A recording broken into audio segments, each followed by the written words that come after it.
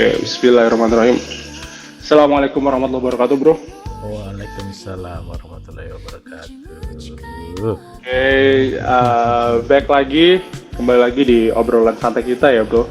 Yoi. Chill santai karena pertandingannya mungkin tadi yang kita bahas balik lagi Piala Dunia ya, karena masih emang edisi gila bola untuk Piala Dunia kan. Nah, menariknya pertandingan di leg kedua ini, di partai kedua, Matchday. karena memang ya matchday kedua karena berpengaruh banget sama poin dan gol. Pasti. Dan gue bersyukur banget apa yang gue tonton semalam tuh keren gila. Dan ya bener, bukan dalam artian walaupun mereka tim menengah ya, kalau gue bisa bilang klasmen di ranking FIFA juga dalam tier 10 ke atas, tapi Ya. pertandingan yang disajikan itu keren banget. Nah, oke. Gue juga pengen tahu dari sampai hari ini nih ada cerita apa lagi nih yang lagi hype banget di Piala Dunia mungkin. Ini seru sih. Oke. Sharing dong ke kita. Serunya Gimana? adalah yang mau bursa transfer dulu apa gosip dulu nih? Bebas. Okay. Gosip dulu. Gosip Karena bursa dulu transfer itu boom banget. Iya sih. Terima kasih. Oke. Kecil ya. Iya. Oke. Jadi bursa transfer adalah Arsenal mau tukar guling. Gosip dulu. Oh, gosip, Sabar. sorry. Gosip dulu adalah ruang ganti Portugal pecah membahana. Oke, menarik banget. Ruang ganti Portugal pecah nih. Berarti Ya. efek dari partai sebelumnya, setelah partai kan? Yes, setelah Oke, partai. gue mau tahu nih, Kali. ada apa sebenarnya di tubuh Portugal nih, ada apa? Awalnya adalah cuitan Joao Neves di Instagram yang bilang bahwa Cristiano Ronaldo itu cuma pemain biasa, ordinary player. Oh, Jadi seorang Joao Neves. seorang Joao Neves, dan langsung ke ruang pemainnya dipenuhi dengan hujatan fans Ronaldo, dan salah satunya itu adalah salah satunya yang komen adalah Sorry. saudaranya Ronaldo. Itu langsung sebut nama Ronaldo. Iya. Oh, keren. Iya. Oke. Yang merespon pasti fansnya dong. Dan Oke. saudara perempuannya Ronaldo. Oke. Hai. Seru. Oke. Gua lagi mikir kok bisa seorang Joao Neves, anak baru kemarin sore, ya, yang let's say dia sudah bawa trofi untuk di Ligue 1, Ya, terus PSG. bawa Liga Champion pastinya dong. Ya. Dan dunia tahu siapa Cristiano Ronaldo. Iya, betul. Gue sih kalau lu tanya gue pribadi, gue nggak setuju dengan statement itu. Ya, pasti karena lu di Piala Dunia abis imbang tapi lu komen begitu tuh Betul. gimana ya gitu. Karena kalau untuk nyerang personal seseorang, kalau lu bicara hanya di pertandingan itu aja, mungkin gue setuju. Di pertandingan itu aja. Tapi kalau lu berbicara secara Cristiano Ronaldo overall, waduh, lu kayaknya Joao Neves lu blunder deh gitu. Terus yang bikin ini lagi, Bruno Fernandes juga nggak secara eksplisit sih, implisit mengiyakan apa kata Joao Neves Dengan emot, ya, dengan kata-kata yang ya nggak eksplisit banget sih, cuman secara implisit menyetujui gitu. Joao Neves. Keren ya? Bagus ya. Gue juga nggak tahu. Mungkin ya bro ya, mungkin. Memang mungkin yang tim yang sedang ego paling tinggi itu bukan Brazil, bukan juga Prancis, tapi Portugal ya. Portugal. Ya. Bener ya, Portugal ya, dari pandangan gua. Yang selama ini orang bilang itu, ya sorry, kita pun juga sampai sempat berpikir Brazil punya ego, Prancis punya ego. Tapi ya setelah apa yang disajikan semalam itu beberapa waktu 2 hari yang lalu, Ya, penampilan Portugal itu bener-bener ego pribadi yang bermain di atas banget lapangan. banget dan gue apa ya, lu nggak ada chemistry sama sekali ya satu sama Nggak ada pemain chemistry, nggak ada satu chemistry. sama lain. Kayak Kayak main nggak saling sendiri-sendiri kenal, gitu. kayak nggak saling kenal. Iya, kayak nggak saling kenal, kayak lu mau asik sendiri gitu loh. Iya. Gini masuk ke gini. Gue juga nggak tahu apakah mereka disrespect kepada Ronaldo atau seperti apa. Kalau lu mengatakan, kalau kalian mengatakan itu, eh, Ronaldo biasa aja, gue setuju. Tapi di pertandingan kali itu, tapi kalau lu sampai namanya menurunkan derajat dia sebagai seorang yang pemain biasa aja secara overall, lu harus berkaca lagi deh Bruno Fernandes. Sorry to say untuk Bruno Fernandes. Dengan pencapaian lu 21 assist di liga, gue akui lu top. Tapi kalau lu untuk membandingkan diri lu seperti Ronaldo atau dengan secara nggak langsung mengiyakan katanya Joao Neves, kayaknya ada yang salah ya. Ya, dan yang keren lagi adalah pacarnya Juan Neves juga ikut campur gitu. Waduh, ini nih, gue nggak tahu nih. Gua sebutin kutipannya dia ya. We know what Cristiano has done for us, for the national team and for the football. But right now, both he and we know that he is no different. He is just another player. He is just an ordinary player here to help. He is here to contribute, just like the rest of us. Oke. Sip. Mungkin ini ya.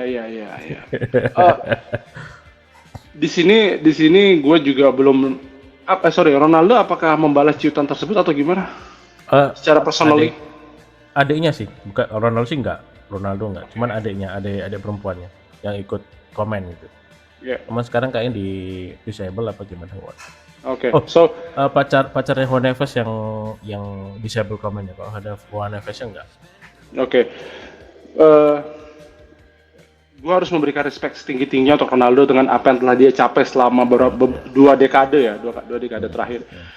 Ya, dan gue sejelek-jelek Ronaldo, tetap Ronaldo adalah seorang GOAT di lapangan tanpa mengurangi rasa hormat kepada Messi atau kepada yang lain. Tapi untuk kayaknya anak-anak baru ini memang harus ngelihat lagi deh apa yang Ronaldo sudah berikan ke tim nasional.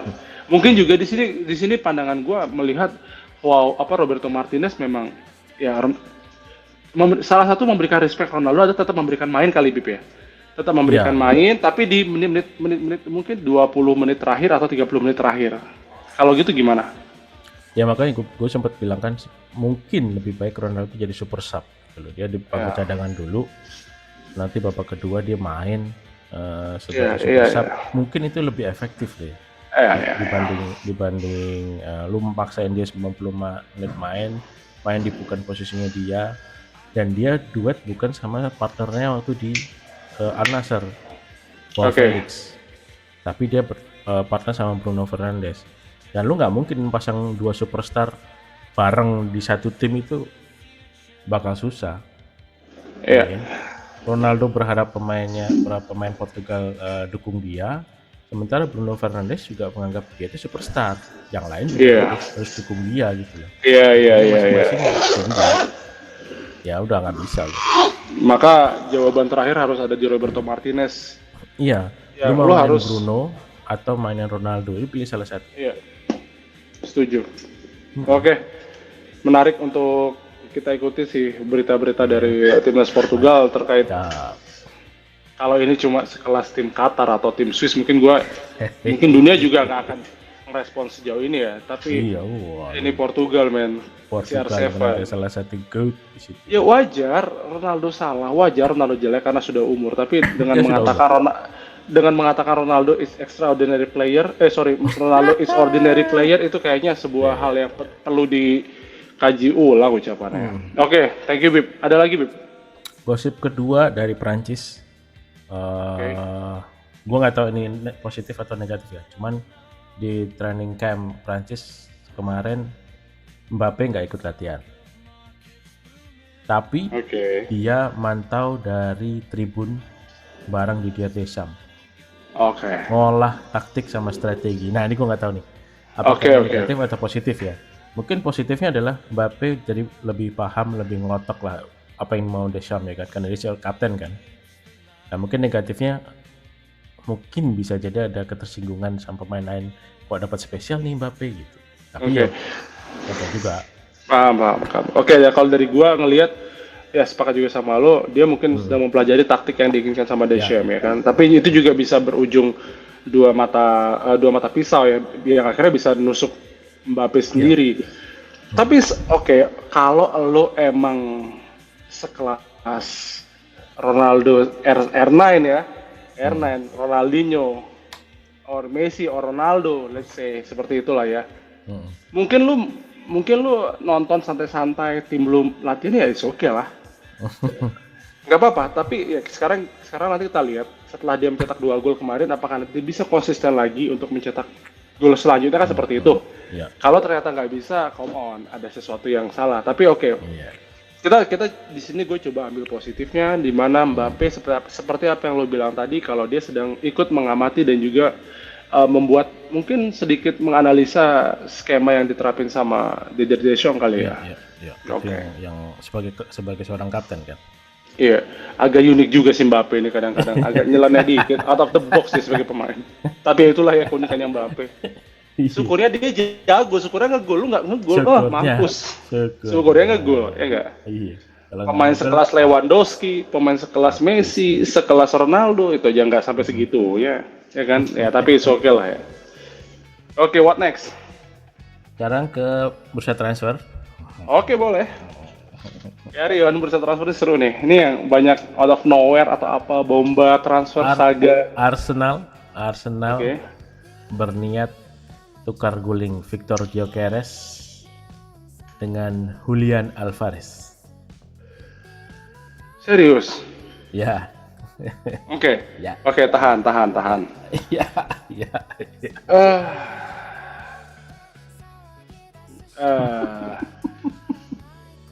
Trofi udah di tangan lu nih ya. Dengan squad yang lu punya kan gitu Bib ya. Kenapa nggak dipertahankan sih? Gue nggak tahu dari mungkin ada visi yang berbeda dari Mikel Arteta sampai harus bawa Julian Alvarez nuker guling dengan seorang Gyökeres. Kalau gue lihat sorry gue potong dulu. no. Kemarin kita sepakat Gyökeres tidak berkontribusi banyak dalam gol, tapi dia berperan penting dalam proses kemenangan dan partai krusial.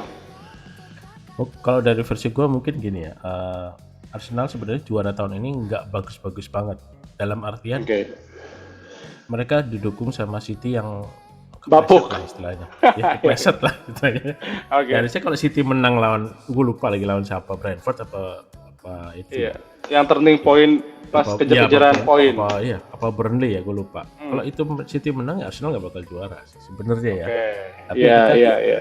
Angkat topi lah buat Arteta, dan mungkin Arteta mau ngubah gaya mainnya atau ngubah strateginya, makanya Gyökeres yang biasa jadi target man ditukar sama Julian Alvarez yang lebih mobile. Iya kan, sebenarnya dulu sempat ada sosok Gabriel Jesus kan. Iya, nggak kepake juga. Arteta kurang suka juga sama Jesus karena mungkin dia nggak terlalu bagus juga di depan, makanya diganti Gyökeres. Sempat diganti Mikel Merino, Kai Havertz juga sempat jadi posisinya di situ, dan mungkin posisi false nine itu nanti bakal diisi Julian Alvarez dan lebih top tier kalau gue bilang sih, kalau dia mau main. Gimana kalau mungkin kalau gue setuju Gyökeres itu ada di Arsenal dengan apa yang sudah dia dicapai ya.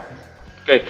Mungkin kalau ngeluarin Havertz, Arsenal nggak mau. Kalau ngeluarin Gabriel Jesus untuk main tukar dengan Julian Alvarez, Diego Simeone juga lu ngaca dong gitu ya.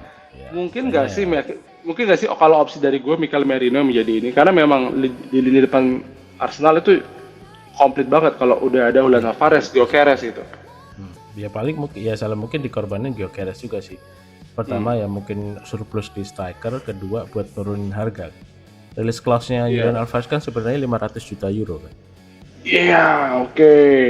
Dengan tukar tambah sama ya bisa turun dikit lah mungkin. Bisa aja negosiasi. Dan Madrid itu 150 ditolak ya. nggak ngotak sih juga. Gua Michael Arteta juga mau jual Gyökeres, gua nggak tahu, mungkin pandangan seorang Arteta berbeda dengan harga yang dipasang Atletico kepada si siapa, Julian Alvarez untuk rilis klausul 500 juta. Wow, lo Messi Ballon d'Or belum pernah kecapai, mending Dembele jelas back to back champion kan. Oke, keren, menarik. Gue juga akan melihat nih, Julian Alvarez main ke Arsenal, which is itu akan kembali lagi ke merumput di Liga Inggris yang sebelumnya di City kan. Belum di City. Oke, let's see. Oke, what next, bro? Yang kedua, Real Madrid tertarik buat bajak Enzo Fernandez dari Chelsea. Oh, si Madrid.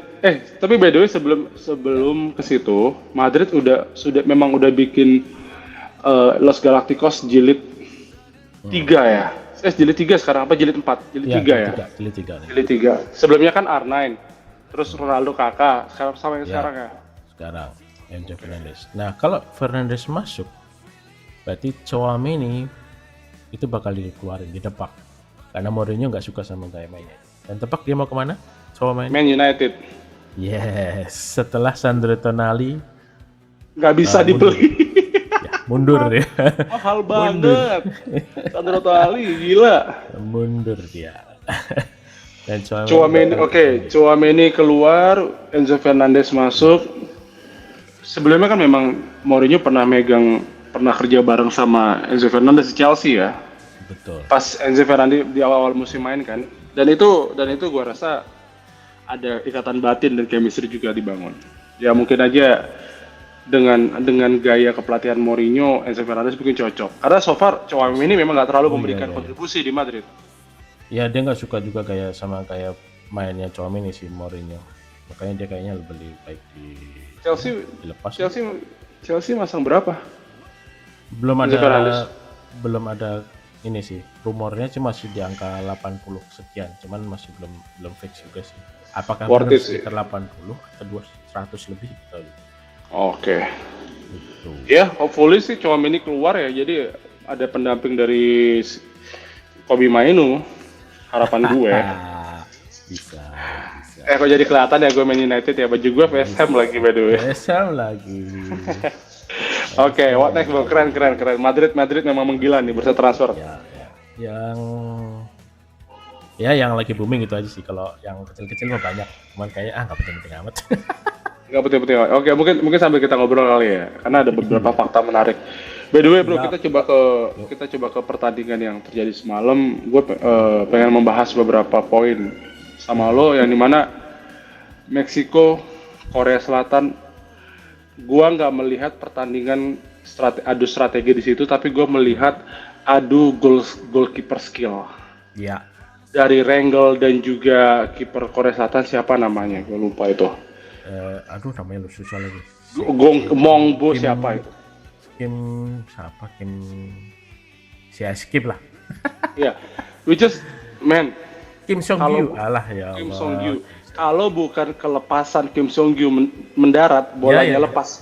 Gua rasa draw itu sudah hasil pasti. Seperti yang kita prediksikan semalam loh ya. Iya. Draw itu yang pasti. Tapi memang di sini terjadi insiden yang dimana bola lepas. Lu melihat dua kiper ini gimana, men? Wah, keren banget sih. Itu keren ya kan? Jarang banget sih kita lihat dua kiper bisa adu skill, bener-bener adu perform. Adu skill gitu. Itu keren, penyelamatan gemilang. Iya. Brave banget. Iya. Wah, gue bilang. Sayang pakai blunder. Shot stoppingnya. Gitu. Iya. Gue juga nggak tahu kok bisa tabrakan sama back Korea. Ya, mungkin miskomunikasi juga sih, karena seharusnya sih Song-gyu udah biarin aja kan, di situ kan ada pemain belakang Korea. Iya. Udah dihalau-halau aja, nggak usah ikut maju. Sementara back tengah Korea udah terlanjur mundur, udah mau siap mundur, tapi dia akhirnya nunduk kan. Mungkin juga insting dari goalkeepingnya dia kali ya. Harus mengamankan bola. Akhirnya ya itu. Di luar daripada blunder itu, kedua kiper ini top. Meksiko, gue bilang Meksiko nggak menang walaupun hasilnya menang, tapi gue bilang Meksiko, Korea Selatan Gua salut untuk kedua pertandingan semalam, keren banget. Dan itu menjadi catatan untuk para pengamat bola juga, bahwasanya bukan hanya tim dan gol yang kita bisa bahas, melainkan performa kiper nih, kiper keren banget, keren. Gua nggak tahu tiba-tiba the next Ochoa kah? Gua nggak tahu nih dari Meksiko nih si Rengel. Si Rengel nih luar biasa juga sih. Man of the match si Rengel akhirnya. Ya, man of the match. Iya kan? Kalau mungkin nggak kebobolan, kayaknya man of the match sudah 2 tuh sama kiper Korea itu. Tapi kemungkinan bakal kiper Korea sih. Soalnya dia safety kalau nggak salah 2 apa ya? Iya, lebih banyak daripada si Rengel. Betul. Ya, perbandingannya 5-3, Bib. Keren. 5-3. Dalam hal ini gue bilang kipernya bagus. Oke. Salut ya untuk di grup A. Grup A seru nih. Seru. Sorry, Bib. By the way, ada yang seru juga nih di, kalau gue bilang ya mungkin yang akhirnya ada tragedi ya di pertandingan semalam. Ya, inilah harga Piala Dunia, harga untuk membela sebuah negara, ya kan.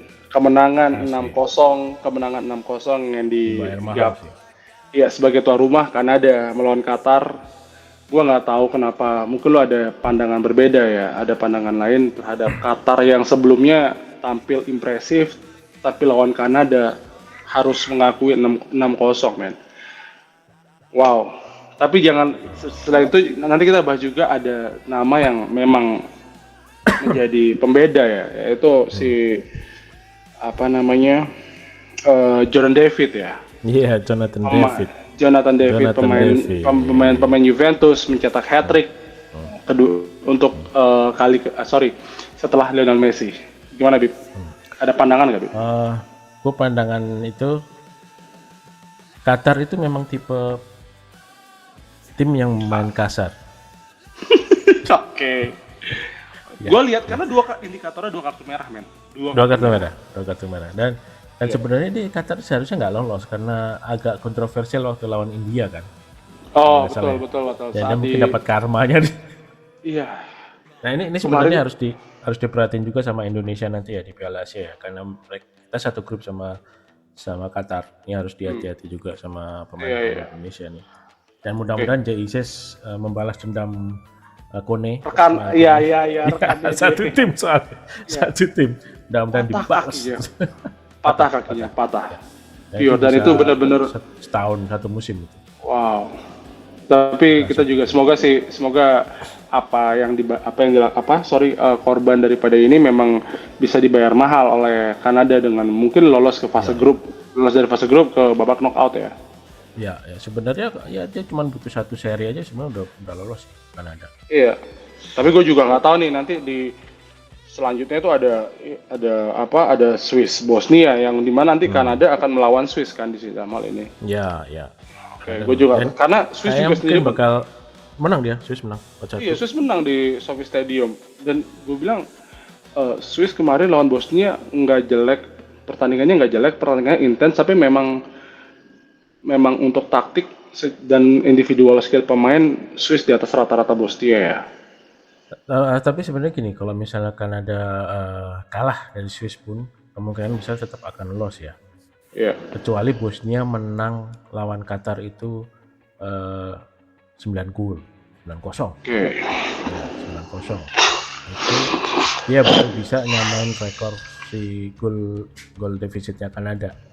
Ya.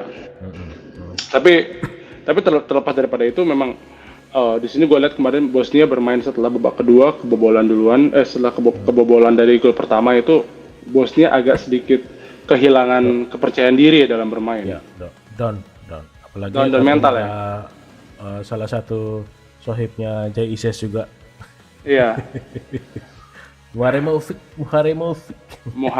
ya. Beb, nah, sorry, gue tarik sedikit ke belakang. Jonathan David mencetak 3 gol yang sebelumnya bermain di Juve. Pandangan lo sama pemain ini nih? Sebenarnya dia pemain bagus banget. Oke. Pemain bagus banget, komplit dan salah satu wonderkid kalau gue bilang ya. Iya. Karena gue sempat main FM dari 2019 dan ini salah satu wonderkid juga dari FM 19. Ya meskipun game tapi kayaknya real banget kalau FM. Karena statistik juga diambil daripada realnya. Ya, itu juga. Dan sayangnya di Juve nggak terlalu bersinar karena mungkin kultur bolanya yang kurang cocok mungkin sama Jonathan Baru David. cocok ya. Oke. Dan gue yakin dia akan sukses kalau dia main di Liga Inggris dibanding Liga Italia. Karena ketiga gol yang dia bikin itu memang pure kecerdasan dalam hal screening ruang dan juga pembacaan medan. Iya kan, Dan Jonathan dia David. cocok di Inggris sih. Di Liga Jonathan Inggris Italia ya. Agak sedikit melempem. agak sedikit melempem, apalagi di Dan di Juve juga nggak dapat tempat kan? ya di era Luciano Spalletti juga kayaknya nggak terlalu moncar bersinar juga ya? sih. Dan rumornya lagi, cuman gua nggak tahu ini benar apa enggak. Iya, Rumornya bakal direkrut sama salah satu Big Six Liga Inggris, Chelsea. Chelsea dan Iya. Arsenal. Oke, udah ketahuan karena Chelsea lagi kekurangan striker nih. Iya. Hasilnya kemarin ya sorry itu sih harus bertengger di papan tengah klasemen ya. Jonathan David akan menjadi juga termasuk komoditi transfer yang lumayan ya, patut diperhitungkan. Bakal sebelum Piala Dunia pun sebenarnya dia jadi komoditi transfer juga sih. Karena Oke. dia kayaknya udah nggak terlalu betah di Juve, mungkin loh ya. Karena ya begitulah. Menarik ya kalau kita bahas Piala Dunia ini, memang banyak banget akhirnya setiap edisi Piala Dunia itu selalu memunculkan nama-nama yang gue bisa bilang sebelumnya kita nggak tahu, hanya mungkin dia berpotensial secara scouting dari para pengamat bola, tapi dibuktikan juga di Piala Dunia. Ya. Nanti kita lihat. Karena memang kemarin ada Manzambi pemain muda juga ya kan? Ya, maksudnya Manzambi juga. Brace Pemain muda melawan juga. Brace. Bosnia, keren. Dan dia menjadi pemain super sub loh, menjadi pemain pengganti kemudian akhirnya bisa. Pemain Itu pengganti. fun fact yang di situ. Fun fact. Keren. Fun fact. Manzambi. Dibantu juga sama kartu merah Muaremovic kan. Sebelumnya kan Iya. 1-0. Setelah itu Muaremovic dapat kartu merah, baru Swiss bisa cetak 3 gol dibalas sama 1 gol. Iya. Si Mahmek golnya keren ya. Ya asli. Gila. Itu mungkin so far dia tercatat sebagai tendangan terkeras di Piala Dunia untuk edisi kali ini ya. Mahmek. Oke. So untuk di grup A kita udah pegang ya Meksiko menjadi peringkat pertama, kemudian ada Korsel di peringkat kedua, kemudian Ceko dan juga Afrika Selatan selanjutnya. Untuk di grup B sendiri persaingan masih terus tetap terjaga ya, Bib. Ya, di grup B masih tetap ada peluang. Karena memang Kanada Swiss juga diperhitungkan banget nih. Masih sama-sama merebut untuk posisi pertama ya. Kalau ya paling merebut posisi pertama kedua kan biar dapat undian yang enak. Cuman secara matematik Kanada ini mungkin 90% kakinya udah di babak kedua. Oh, oke. Karena itu tadi selisih gol tadi ya. Ya, selisih gol dia udah 6. Kalau misalnya kalah dari Swiss 1-0 pun, Bosnia menang cuma 1-0 juga lawan Qatar. Swiss sama Kanada yang lolos. Bosnia cuma berharap mungkin peringkat 3 terbaik. Kalau misalnya untuk grup B juga sudah kira-kira ada kemungkinan besar memang Swiss dan Kanada. Tapi untuk menjadi peringkat 1 atau 2-nya kita masih lihat. Nah, masih lihat. Peluang Korea Selatan di grup A, Bib. Nah, Korea ini nanti pertandingan terakhir dia akan ngelawan Afrika Selatan nih. Nah, secara di atas kertas Korea lebih unggul. Tapi tetap nggak bisa. Tapi jangan diremehin juga sih sebenarnya. Betul, iya, setuju. Ya. Meksiko udah pasti lolos. Karena dari sisi penampilan juga mereka nggak kurang lah. Udah pasti lolos ya, karena mau Ceko ntar menang 100-0, terus Afrika Selatan menang 100-0 sama Korea Selatan pun juga Meksiko bakal udah pasti lolos. Iya, setuju. Jadi Korea Selatan cuma tinggal butuh seri aja, udah cukup. Oke, gue support untuk tim Asia, semoga bisa lah ya. Terlebih lagi karena gue nggak lihat Arab, Qatar, Uzbekistan malah melempem. Iya. Ya kan. Kita nggak tahu nanti Arab seperti apa. Dan Afrika ini sekarang lagi agak turun semua ya. Karena nggak ada hasil yang ya mungkin Ghana doang sih. Ghana sama Pantai Gading. Maroko lumayan. Ya, Maroko. Ya, Tunisia udah. Mesir ya mungkin masih oke tapi hasil imbang. Afrika Selatan Iya. ya apa yang harapin dari Afrika Selatan. Kongo luar biasa sih. Bukan Kongo yang hebat. Kemarin kita udah bahas, bukan Kongo yang hebat. Emang Portugal lagi bapuk, men. Ya tapi kita harus ada kredit. Iya. Kita tepuk Iya, tangan untuk kita applause lah buat Kongo. untuk Ya untuk setidaknya Kongo. bisa satu-satu. Ya, satu-satu. Yes. Oke. So, kita coba jumping ke prediksi. Mungkin kita akan sedikit ngulas apa yang bakal terjadi di grup C ya. Ada Brazil. Ada ya betul, ada Brazil, kemudian Haiti. Nah, untuk Brazil Haiti, Bib. Rumornya Ancelotti akan merubah formasi, cuman nggak tahu apakah benar dilakuin di pertandingan lawan hati atau enggak. Formasi akan berubah jadi 4-2-4.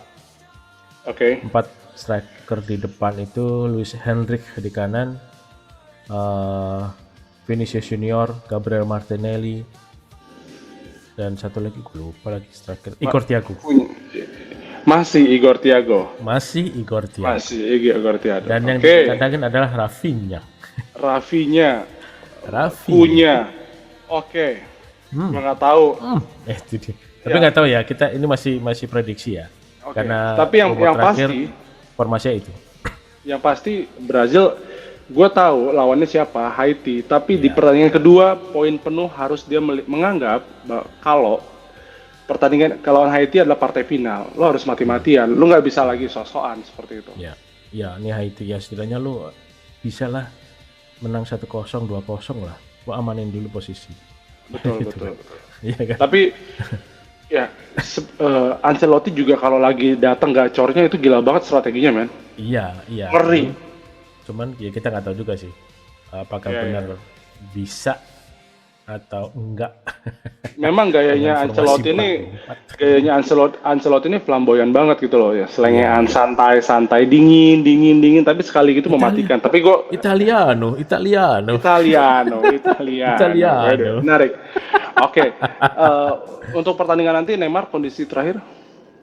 Neymar masih nggak bakal turun di babak grup ya. Udah pasti fix Neymar nggak turun. Dia kalau baru bisa turun kemungkinan di fase babak kedua. Fase knockout di babak kedua. Dalam hal ini berarti memang masih bertumpu pada Vinicius Junior sama untuk di sisi serang bagian kanan antara Rafinha dan juga siapa? Luis Henrique ya. Oke, let's see. Semoga Vinicius Junior itu bisa mengaplikasikan strategi yang diberikan sama Ancelotti. Dan ekspektasi dunia memang Brazil kalau sampai gagal di fase grup, gua rasa Piala Dunia akan sedikit turun harga jualnya ya. Kalau Brazil gagal loh ya. Ya notabene dengan pernah sekali Brazil lawan Haiti itu dengan skor 6-0. Kita lihat sendiri di zaman Ronaldinho dan lain-lain. Tapi gua nggak tahu sekarang nih. Oke, so menarik. Nah, Bib, untuk di pertandingan di grup C sendiri selain Brazil Haiti ada gue lupa lagi nih yang bakal main. Skotlandia Maroko. Nah, menarik. Ini sebenarnya menarik. Ini keren. Sama-sama tim yang sedang on fire. Ya. Sama-sama tim on fire. Kemudian pemain yang gue bilang pemainnya nggak bagus amat. Tapi kolektif secara tim. Nah. Betul kan? Iya. Inilah yang harus dimiliki oleh tim-tim sekelas Spanyol. Harus kembali lagi Spanyol ke zaman dulu yang dimana lo menganggap tim lo adalah keluarga. Dan di Skotlandia, Maroko, gue ngeliat itu. Gimana, Beb? Ya. Yang seru sebenarnya gimana nanti Maroko harus bombardir lini belakang Skotlandia nih, buka ruang. Karena gue prediksi gue, Skotlandia bakal main defensif, parkir bus. Kalau mereka main open, habis. Kalau mereka main open, habis. Gue akan sebut dua nama yang dimana mungkin bisa di-mention. Gue singkirin dulu Achraf Hakimi, tapi gue akan fokus ke Ibrahim Diaz yang sebelumnya, Saibari yang kemarin mencetak gol, passing dari Ibrahim Diaz. Kemudian justru kita nggak bisa lepas daripada nama Scott McTominay di Skotlandia. Nah, ini bagaimana, Bib? Karena di pertandingan sebelumnya Scott McTominay itu belum menampilkan performa yang sebagaimana dia biasa tampilkan. Nah, kira-kira di pertandingan nanti gua akan lihat pertarungan antara Ayub Bowadi sama Scott McTominay. Sama kayak waktu pertarungan antara Casemiro lawan Ayub Bowadi. Ayo Bu Adi, Siapa berarti yang ini bermain bakal di, menang? berarti ini bermain Ya, di ya. tengah ya. Ya, Oke. Bawadi pasti akan lebih determinasinya lebih gila-gilaan sih. Apalagi mereka butuh 3 poin untuk lolos. Gitu ya, amankan 3 poin. Dan Scotland pasti main defensif. Kalau mereka main open, sisi kanan Maroko itu udah ada Brahim Diaz, sisi kiri bisa ada Bilal Elkhanous. Ini dua-duanya nih, lu kayak copet dikejar lu. Kenceng banget. Nah, tadi lu sebut nama Ayo Bowadi dan juga Scott McTominay. Dari kedua pemain ini udah pasti dong perbedaan secara pengalaman, ya. Gue nggak bilang secara skill individu, secara perbedaan pengalaman jelas McTominay di atas dengan apa yang sudah dicapai McTominay. Tapi gue juga nggak bisa bilang bahwasanya Bowadi ini pemain yang masih kaleng-kaleng. Dia udah nggak kaleng-kaleng dengan apa yang ditampilkan sama Brazil. Kira-kira lini tengah ini akan menjadi singgasananya siapa nih? Apakah Bowadi ataukah McTominay? Feeling kalau misalnya El Ainaoui main cakep, Bowadi bisa jadi rajanya di sini. Oke. Justru McTominay juga tentu memiliki pengalaman yang nggak bisa dibilang cukup sedikit untuk menghadapi pemain-pemain yang memang cerdik. Gue bilang Bowadi itu jenius.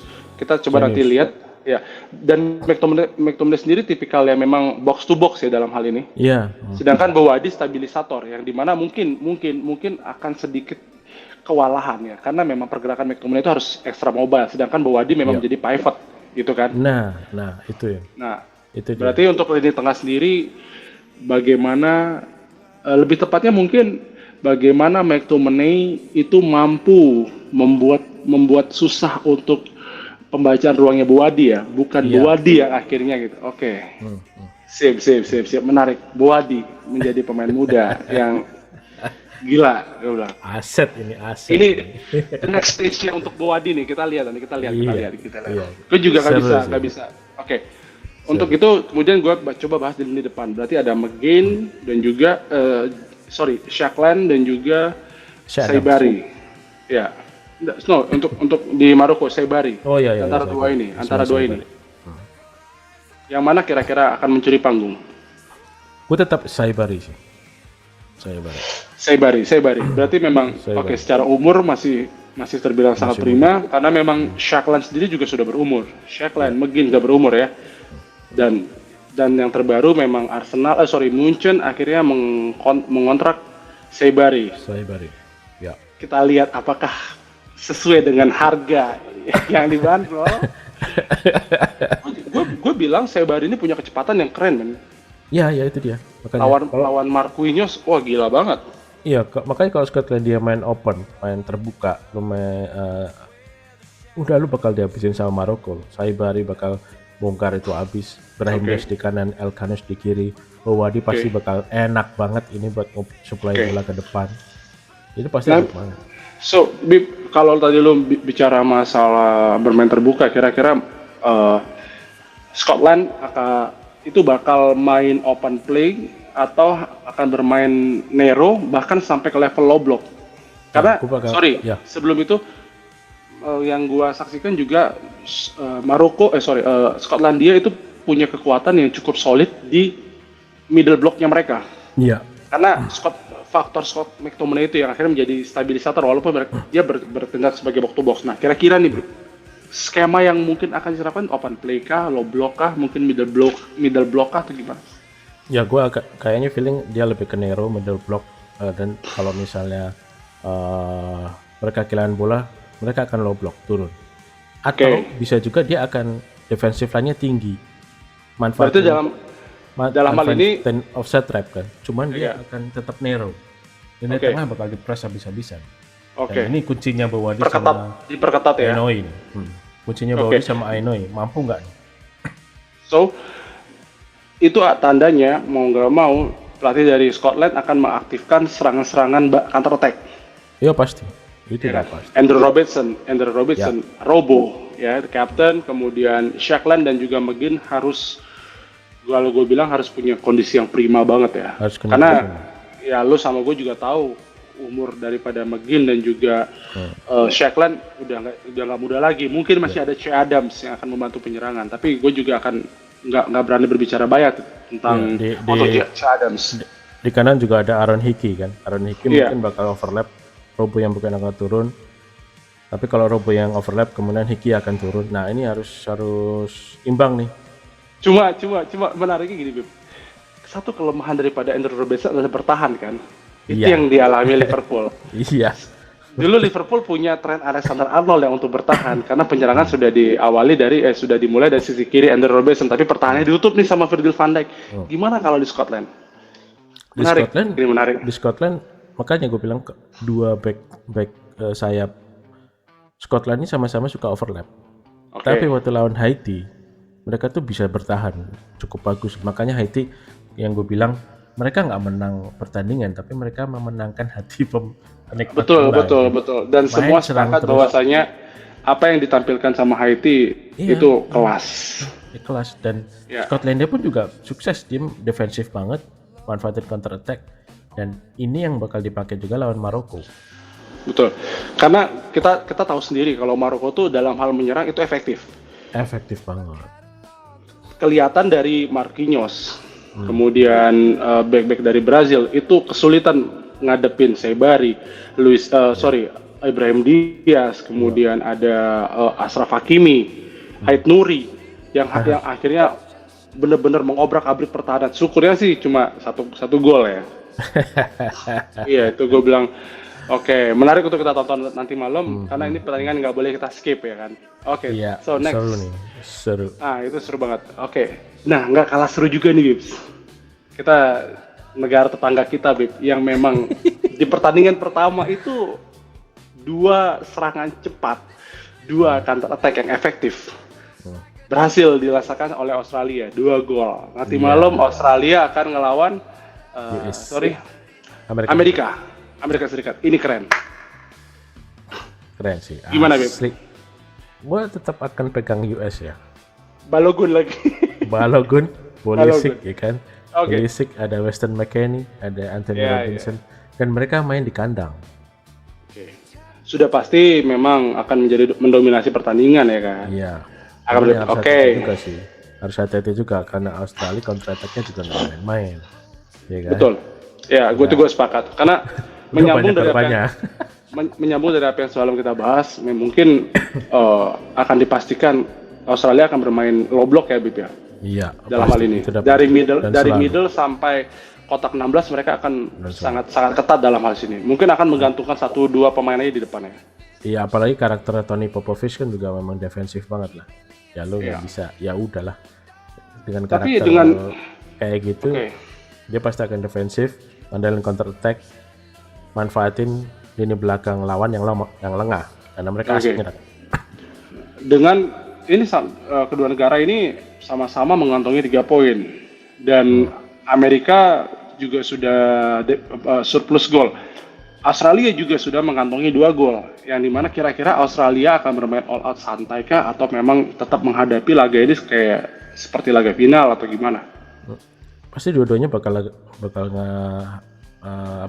kayak laga final lah, karena mereka dapat 3 poin di pertandingan ini, udah pasti lolos. Oke.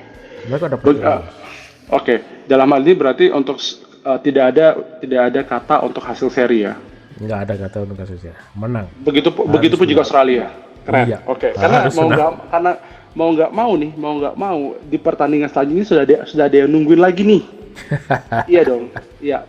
Paraguay juga kemarin kalah lawan lawan Amerika. Kita kalah, kita tahu. Kemudian Australia berhasil menyingkirkan Turki melihat dari kacamata lo, pandangan Turki terhadap melawan Paraguay. Itu gimana, Bib? Apalagi mereka juga melihat menunggu hasil daripada Amerika berhadapan dengan Australia. Nah, kira-kira mereka bisa nggak nih bermain sedikit mencuri-curi poin di situ? Ya pasti sih. Cuman Turki ini ada masalah di non teknis juga sih. Sebenarnya sama kayak Portugal. 2 bintang mereka, Yildiz sama Reguler ini nggak bisa main bareng. Oke. Dan regista mereka Hakan Calhanoglu si Oke. Hakan ini The captain, iya sang regista. dia sudah sesumbar dan sombong bahwa dia regista terbaik di dunia, mengalahkan Toni Kroos. Ngalahin Toni Kroos. Oh, Toni Kroos, Bos. Toni Kroos. seorang yang pernah hampir digadang-gadang mengalahkan atau mungkin menyamai level Juninho Pernambucano Yeah, dari sisi set pieces, ternyata belum mampu. Ternyata belum mampu. Betul, dia sudah pernah mengangkat trofi Scudetto, kemudian mengangkat membawa Inter Milan untuk di Liga Champion. Tapi untuk lo menyamakan diri lo, jangankan dengan Toni Kroos. Sorry to say, ya sekelas Toni Kroos ya Pak. Modric pun itu kayaknya belum pantas. Belum pantas. Kejauhan dia. Ya udah, berarti dalam hal ini Calhanoglu lo nggak usah bermimpi dulu, mungkin bawa dulu Turki ke fase knockout ya. Iya. Mungkin setuju nggak, Bro? Clarence Seedorf aja masih bagusan Seedorf dibanding Cago. Aduh. Legend man. Oke, so apa yang ditampilkan kemarin Calhanoglu di pertandingan perdana melawan Australia? Bagaimana karakter bermainnya? Apakah memang seperti itu yang biasa ditampilkan di Liga Italia atau seperti apa? Ya. Setahu gua Hakan di tim nasional tuh pasti drop, pasti jelek dibandingkan main waktu dia di Milan, ya di Inter, pasti dia jelek. Ketika dapat lawan yang susah untuk ditembus, itu pasti mentalnya kena. Dan terbukti lawan Australia susah banget kan, akan buat cetak kreasi. Ada Gula juga main sendiri, masuknya Yildiz juga nggak terlalu berpengaruh, Yilmaz juga nggak berfungsi. Ya udah. Mungkin kenapa dia di Inter bisa sampai angkat trofi, support system di situ yang memang support systemnya juga bagus di Inter sih. Ya, di saat itu ada Achraf Hakimi di belakang jelas. Ya. Kemudian di lini tengah ada Fratesi, kemudian Federico Di Marco. Di depan Lukaku masih prime-nya tuh di Italia kan. Di belakang ada Lautaro Martinez. Martinez, sekarang ada Marcus Thuram. Betul. Hakimi cabut, ada Dumfries. Nah, kemudian pada saat itu juga waktu di Inter nggak capek-capek amat karena ada Henrik Mkhitaryan kan. Iya. Di sini ya lu mau gimana? Ya kalau lu bisa bawa tim lo minimal masuk ke fase grup, mungkin kita bisa lanjut obrolan nih terkait siapa yang bakal jadi terbaik ya. Tapi kalau masih di fase grup lo nggak bisa, tar dulu deh. Self claim lu tuh tar dulu gitu. Karena Piala Dunia ini bukan panggung untuk orang yang delusi, sorry. Tapi bermain fakta. Bahkan gue bilang Hakan tuh nggak masuk 10 besar regista di dunia sekarang sih. masih jauh.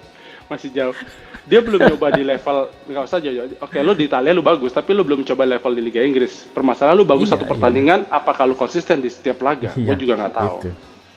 Itu. Mohon maaf buat fans Inter Milan.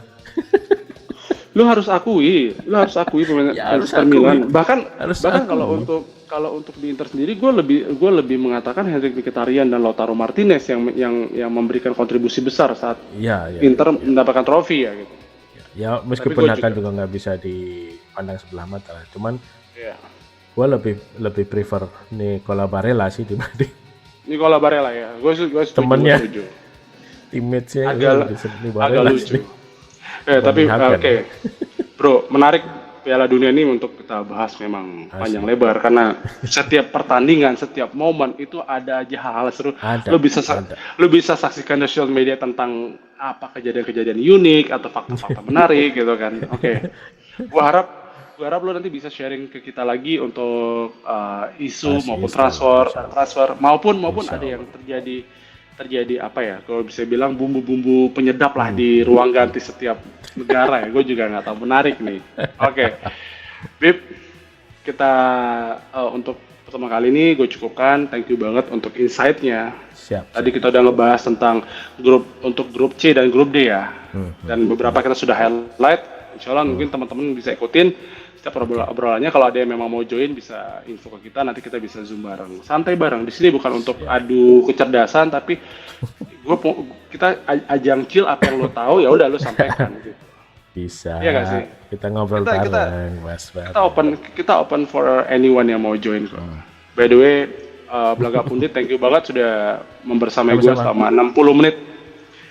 Akhirul kalam, gue undur diri. Wassalamualaikum warahmatullahi wabarakatuh.